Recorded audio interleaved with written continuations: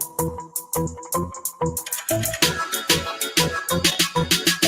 don't need Netflix, you don't need cable. Hop on YouTube, welcome to the hood table, where we chop up local and global events vocally. You don't really wanna miss out on these conversations. Just joke a little, laugh a little, get that wine in your system, fill your glass a little. Expose current events, talk trash a little. You never know, these opinions might clash a little. They addicted to the content, got them binge watching. You don't like it, then you want invited. Bet your friends watching in the house and your job parking lot before you clocking. They don't wanna miss a second of this HT content. Everybody think they got something to say, so it's an open invitation, bring it to the table. But if you come whack, just know we ain't buying in. We gon' probably turn your back and tell you sorry, try again, Yeah, welcome to the hood table. You don't need Netflix, you don't need cable. Yeah, welcome to the hood table. You don't need Netflix, you don't need cable.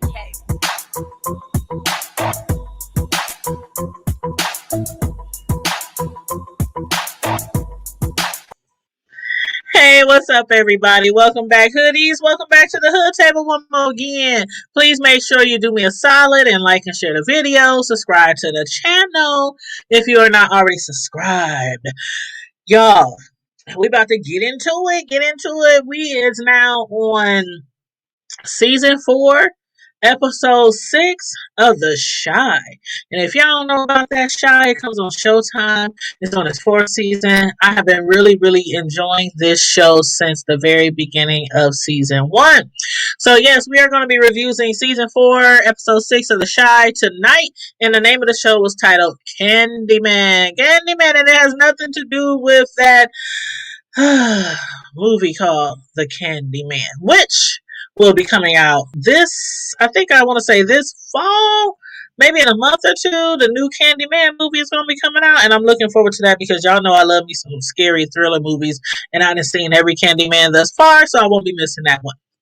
But anyway, as far as this episode goes, though, we see that Mayor Otis Perry, aka Duda, he doesn't survive being shot on the rooftop by Laverne. And I must admit that at first thought, I just knew the shooter might have been somebody white, like maybe a white officer or a supremacist, a extremist, something like that.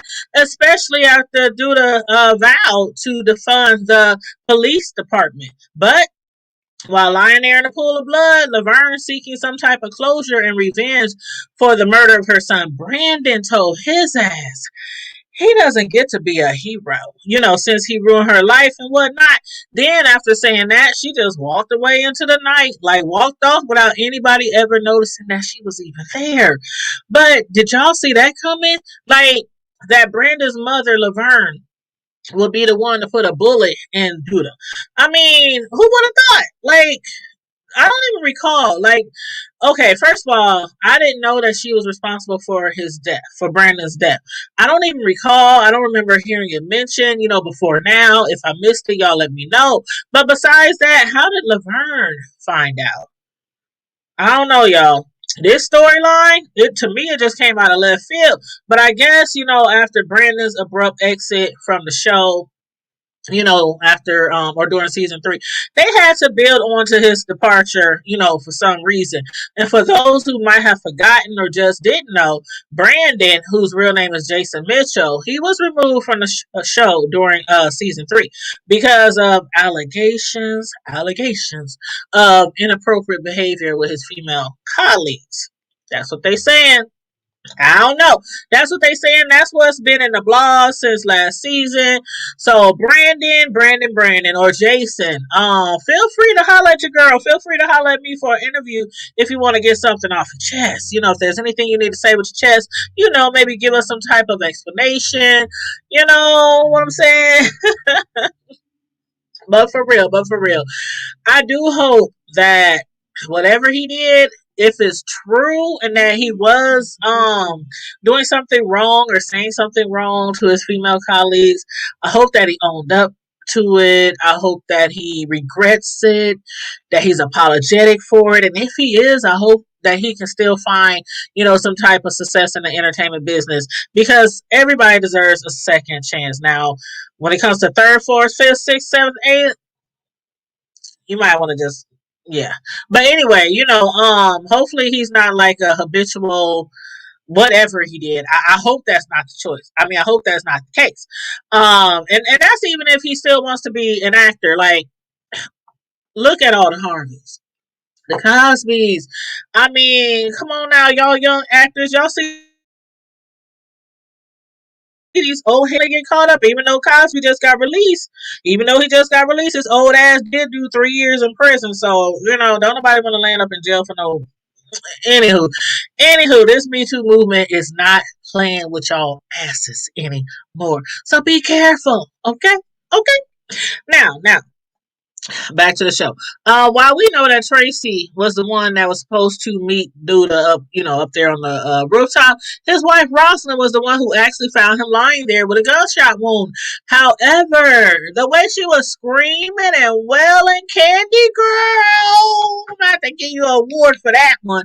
Child, she was up there. I was like, girl, you is doing the most for somebody who was just threatening to leave him, since he didn't want to give her a position within his office. But more importantly, y'all, why the heck was Rosalind the one stepping up for Duda?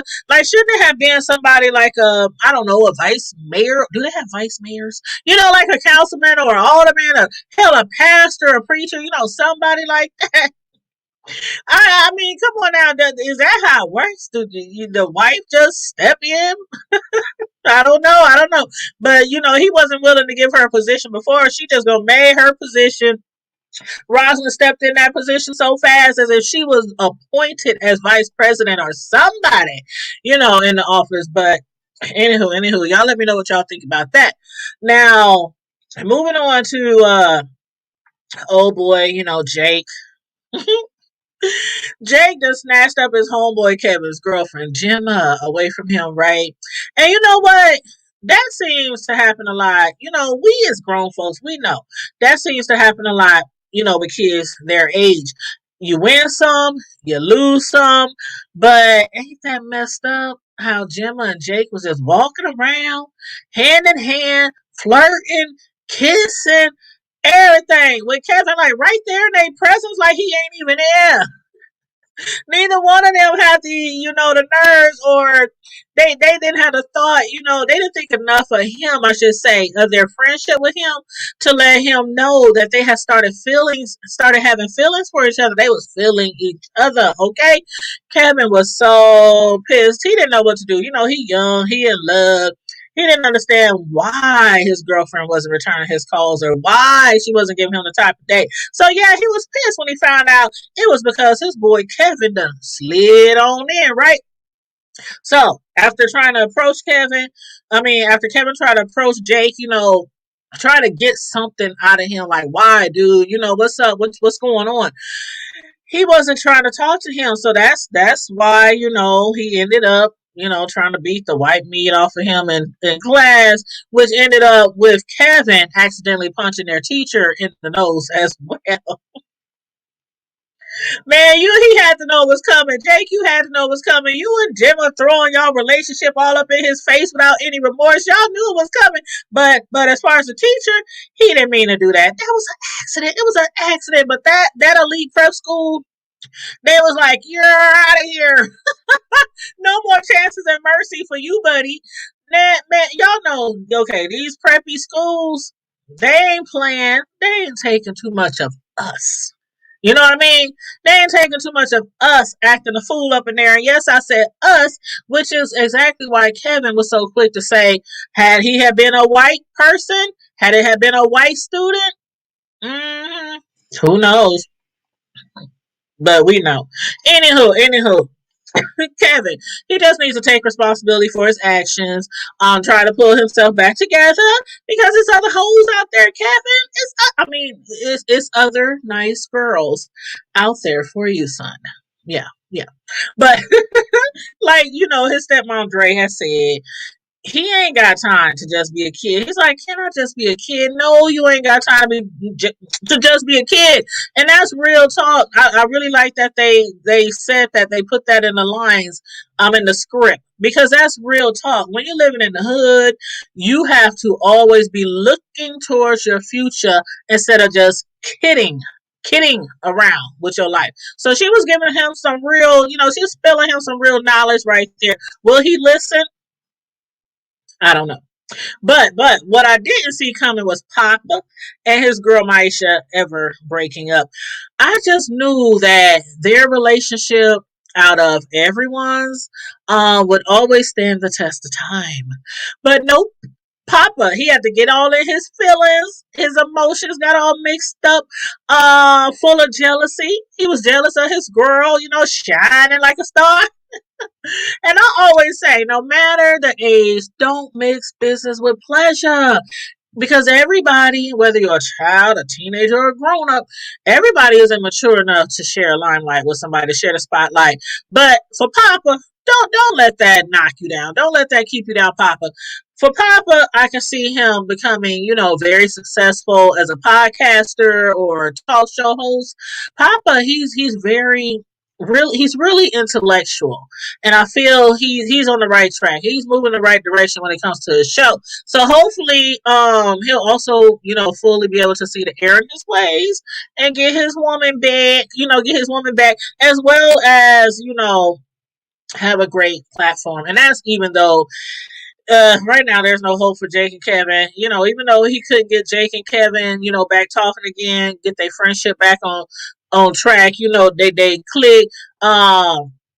It is what it is. It is what it is. But as far as Jake and Kevin, y'all, as the bro code, I'm not a bro, but from what I heard from bros, as the bro code goes, it's bros before hoes.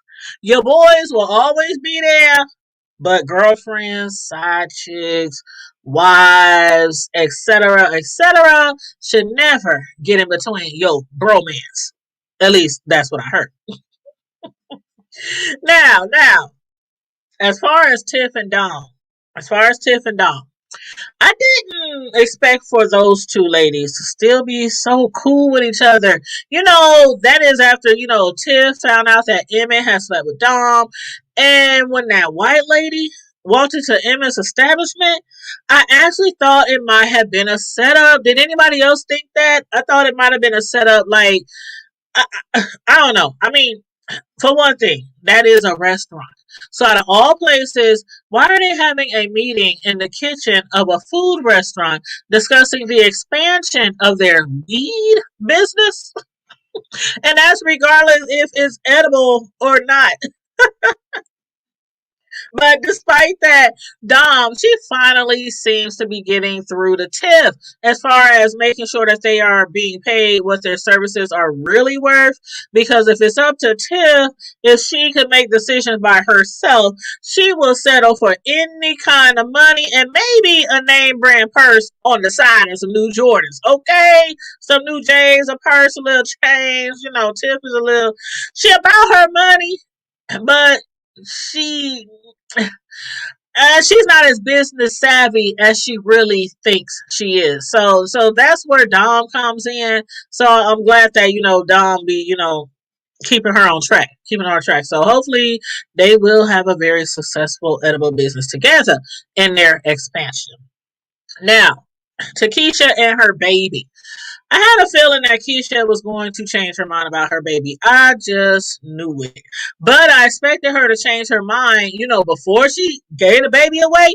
But if I can recall, and y'all correct me or let me know, because I've never given up a child for adoption or even looked into it. But I can recall hearing somewhere that a birth mother has like some type of timeline, like I don't know if it's 6 months or a year or something like that, where she can change her mind and requests to get her baby back. I don't know. Maybe it was on a TV show or a movie, but I heard that somewhere. So I don't know how true it is. I don't know the exact laws or procedures, but I do believe that Keisha would make an excellent mom if given the chance. If she just could have the chance. But my question to you ladies, could you keep a child from a rape encounter?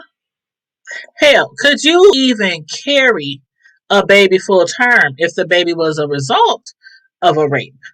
Now, me personally, I honestly don't think I can, but I do know some people who were in that situation who made the decision to have an abortion. But on the flip side, I'm sure there are many out there who have kept their child or giving it up for adoption. So y'all let me know how y'all feel about that one. And then finally back to Dre and Nina. Their relationship now is very, very complicated. I was like, damn, Nina, you couldn't just approach Dre and tell her that you knew about her, that she was with Jada, and that you knew the two of them had been keeping some type of secrets from you. Instead, you take off to a bar and over drinks decided to hook up with the brat to tat tat. Man, you know what? During that scene, I couldn't help but be reminded to be brought back to the Brat's lyrics in her song called, y'all remember Functified? So Functified. Okay, y'all remember the lyrics, when it comes to the Brat, I got the shit that'll make your neck snap back. Y'all remember that, right? And as y'all saw, Nina's head was tilted all the way back when the brat was in between those thighs, when the brat was in her lap. Nina's head was tilted all the way back. I was like, oh, damn. It only took a couple of drinks for the brat to get inside Nina's panties, and inside her panties, she was all up in her panties. Child, the brat was putting in work on our girl Nina. Dre better look out because she might have some competition.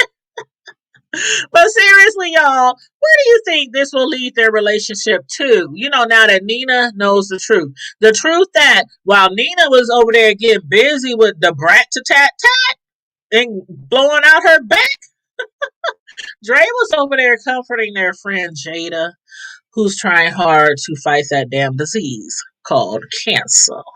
So y'all let me know what y'all thought about that scene, those scenes, that storyline. And again, don't forget to like and share the video and subscribe to the Hood Table if you are not a hoodie. And if you want to become a official hoodie, make sure you click the join button. To become a member is only $1.99, $1.99 cheaper than wine. And that is once a month. Once a month. So all you gotta do is click the join button. But on that note, everybody, stay safe, be blessed, remain vigilant at all times, and don't forget to keep it hood. Bye.